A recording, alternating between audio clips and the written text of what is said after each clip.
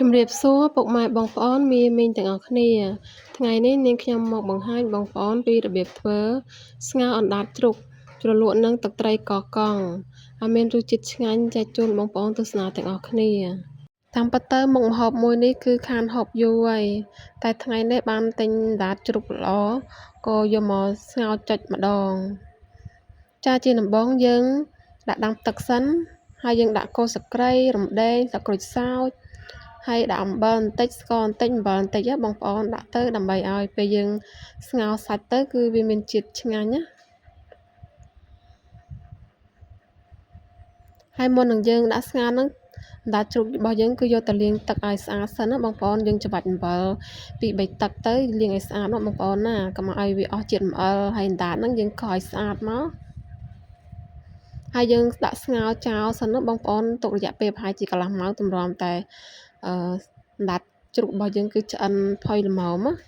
តបមកយើងមកហាន់បន្លែសិននេះខ្ញុំមានបន្លែមានត្រសក់មានសាឡាត់មានតែពីរមុខហ្នឹងឯងបងប្អូនបើបងប្អូនមានបន្លែអីផ្សេងបងប្អូនអាចដាក់បន្ថែមទៀតតាមការចូលចិត្តណាតបមកយើងមកធ្វើទឹកជ្រលក់ទឹកត្រីកោះកង់នាងខ្ញុំមានខ្ទឹមម្ទេសហើយដាក់ស្ករប៊ីចេងបុកចូលជាមួយគ្នាបងប្អូនយើងធ្វើបែបនេះគឺពេលយើងបុកទៅវាអត់ខ្ទាតចេញមកក្រៅបងប្អូនចាបន្ទាប់ពីយើងបុកម៉ត់ល្អហើយយើងដួសដាក់ចានដើម្បីលាយគ្រឿងបន្ថែមណា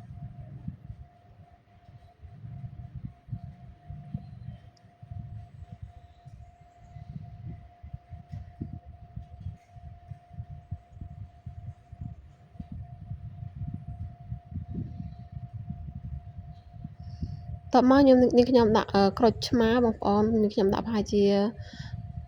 មួយផ្លែកន្លះណាយើងដាក់ទឹកត្រីបន្ថែមហើយយើងកូរឲ្យសព្វច្របល់ចូលគ្នាបងប្អូនហើយនាងខ្ញុំដាក់ទឹកត្រីម៉ាក់នេះបងប្អូនណាទឹកត្រីខ្មែរយើងតោះមកនាងខ្ញុំថែមទឹកក្តៅបន្តិចបងប្អូនព្រោះអីទឹកត្រីយើងវារៀងខាប់យើងថែមទឹកទៅដើម្បីកុំឲ្យវាគោកពេកកុំឲ្យវារាវពេកមកល្មមហើយរសជាតិគឺយើងធ្វើប្រៃផ្អែមជូរហឹរឆ្ងាញ់តែម្ដងណាឥឡូវយើងមកមើលសាច់របស់យើងគឺផុយល្មមឆ្អិនតែម្ដងបងប្អូនហើយយើងស្រង់ដាក់ចានមកដើម្បីយកទៅហាន់ជាចំណិតស្ដើងណា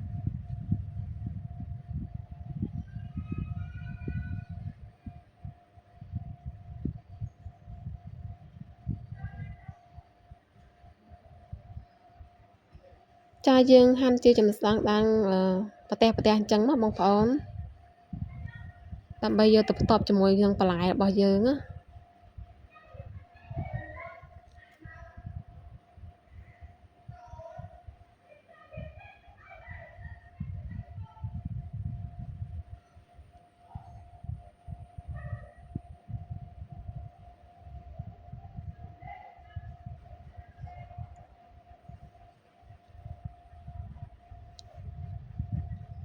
ចាឥឡូវយើងហាន់សាច់រួចរាល់ហើយបងប្អូនយើងមានទឹកត្រីកកង់និងបន្លែរបស់យើងហើយនាងខ្ញុំក៏បេះ